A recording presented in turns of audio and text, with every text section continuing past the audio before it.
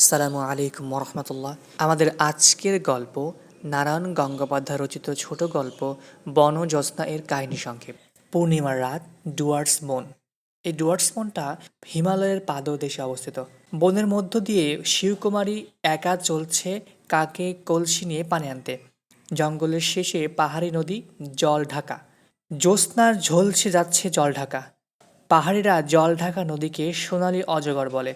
একটু এগোতেই শিবকুমারী সেই নদীর ধারে কাউকে পড়ে থাকতে দেখল। সে এগিয়ে গিয়ে দেখল লোকটি এখনও জীবিত, তবে অজ্ঞান হয়ে আছে। শিবকুমারী লোকটির মুখে পানি ছিটিয়ে দিয়ে একটু উড়ানির হাওয়া দিতেই লোকটির চোখ মেলে তাকালো। তার নাম মহিতোষ। ধীরে ধীরে উঠে বসল মহিতোষ। মহিতোষ মেয়েটির কাছে এই জায়গা সম্পর্কে জানতে চাইলে সে বলল যে এটা নদীর ধার। নদীর কথা শুনে মহিতোষের মনে পড়ল সে আর তার বন্ধু অরবিন্দ পালিয়ে আসছিল। শালবনের মধ্যে অরবিন্দ কোথায় যে হারিয়ে গেল তার আর সন্ধান মিলল না। মহিতোষ দৌড়াতে লাগলো। দৌড়াতে দৌড়াতে সে সামনে নদী দেখতে পেয়ে ঝাঁপিয়ে পড়ল নদীর উপর। তারপর আর কিছু মনে নেই। কিন্তু এই কথা সে মেয়েটিকে বলল না। মহিতোষ খুবই দুর্বল, একা কোথাও যেতে পারবে না। জঙ্গল যেখানে হালকা হয়ে এসেছে সেখানে ভুটানিদের একটা ছোট বস্তি। দেশটা কিন্তু ভুটান নয়, বাংলাদেশের একেবারে উত্তরাঞ্চল। চা আর কাঠের প্রয়োজনে একটু দূরেই রেল লাইন, তার পাশেই কুলবীরের পচাইয়ের দোকান। চা বাগান আর কাঠ কাটা কুলিরের প্রাণরস সঞ্চারের কেন্দ্র। শিবকুমারী কুলবীরের মেয়ে। শিবকুমারী অনেকটা কাঁধে করে মহিতোষকে তার বাড়িতে নিয়ে আসলো। কুলবীরের একটা পা কাঠের তৈরি। 1914 সালের প্রথম বিশ্বযুদ্ধের লড়াই ফেরত লোক সে। যুদ্ধ শেষে সে দেশে ফিরে এসে জমি নিয়ে ঝামেলা থেকে মুক্তির জন্য সে এই ডুয়ার্স জঙ্গলে বাস করতে শুরু করেছে। তখন শিবকুমারী তার বাবাকে বলে, না বাবা, বাঙালি বাবুটাকে কটা দিন রাখতেই হবে। এখন এখান থেকে পালালেই ইংরেজ ধরে নেবে। তুমি স্বাধীন ভুটিয়া, স্বাধীন বাঙালিকে আশ্রয় দিতে আপত্তি করছো কেন? এভাবেই তার বাবা রাজি হয়ে যায়। তো শিবকুমারের বয়স এখন 19। দিনের পর দিন শক্তিহীন হয়ে পড়ছে কুলবীর, অথর্ব হয়ে পড়ছে। শিবকুমারী এখনো বিয়ে হয়নি। বুড়ো বয়সে কুলবীরের অন্ধের জ্যোষ্ঠী সে। সকালে কুলবীর মহিতোষের থেকে সব শুনল। শিবকুমারের কথায় কুলবীর তাকে আশ্রয় দিল। ধীরে ধীরে মহিতোষ শিবকুমারীর সেবা ও যত্নে সুস্থ হতে লাগলো। বুদ্ধিমতী মেয়ে শিবকুমারী। শিবকুমারীর কথাবার্তা এবং ভাবভঙ্গিতে আশ্চর্য হতে হয় মহিতোষকে। এভাবে ধীরে ধীরে প্রেম হয়ে যায় মহিতোষ এবং শিবকুমারীর মধ্যে। প্রায় সারাদিনই তারা বনের মধ্যে দিয়ে ঘোরাঘুরি করত। কিন্তু রাতের বেলা যখন শিবকুমার তার বাবার দোকানে সাহায্য করত, তখন মহিতোষকে এক প্রকার লুকিয়ে থাকতে হতো। মহিতোষের কথা এখানকার কোনো কুলি বা বাবু জানলে পরবর্তীতে সমস্যায় পড়তে হবে সকলকেই। এখনকার সকলেই কুলবীরকে থাপাজি বলে ডাকে। এই সন্ধ্যায় বলদেও কুলবীরের পচাইয়ের দোকানে আসলো। এসেছে অন্য মতলবে, পচাইয়ে তার নেশা নেই। বলদেও প্রতিপত্তিশালী লোক, যেমন কূটবুদ্ধি তেমন নির্মম। তাকে ভয় করে না এমন লোক এখানে নেই। তবে শিবকুমারী তাকে ভয় করে না। এক সন্ধ্যায় শিবকুমারীর হাত ধরে বলদেও টাকার বিনিময়ে প্রণয় নিবেদন করেছিল। সজোরে চড় দিয়েছিল শিবকুমারী তাকে। সেই থেকে শিবকুমারী বলদেওকে সহ্য করতে পারে না। কিন্তু বলদেও পিছু ছাড়েনি।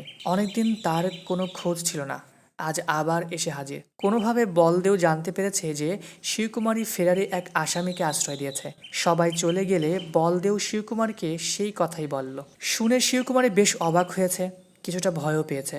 বলদেও শিবকুমারীকে বলল, আজ রাতে তুমি যদি আমার কাছে না আসো, তোমার যৌবন না দাও আমাকে, তাহলে কাল সকালে আমি এই আসামির কথা বলে দেব পুলিশকে। পুলিশ এসে সকলকে নিয়ে যাবে। এই বলে বলদেও চলে যায়। মহিতোষ ঘরে ঘুমাচ্ছিল। সে আগস্ট আন্দোলনে স্বাধীনতার স্বপ্ন দেখছিল। সে বলদেওর ব্যাপারটা এত কিছু জানতো না। শিবকুমারী ঘরে আসলে মহিতোষের ঘুম ভেঙে গেল।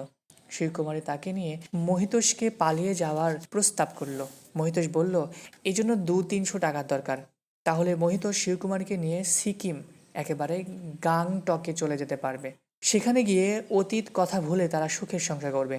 কিন্তু এত টাকা শিবকুমারী কোথায় পাবে? সে জানে কুলবীরের কাছে এত টাকা নেই। টাকা দিতে পারবে একজন, সে বলদেও। তবে এই জন্য এক রাতের জন্য তার শরীরটাকে দিয়ে দিতে হবে ক্ষুধার্ত বলদেওর কাছে। সেই এক রাত পরেই শিবকুমারী পাবে নিশ্চিত সুখের সন্ধান।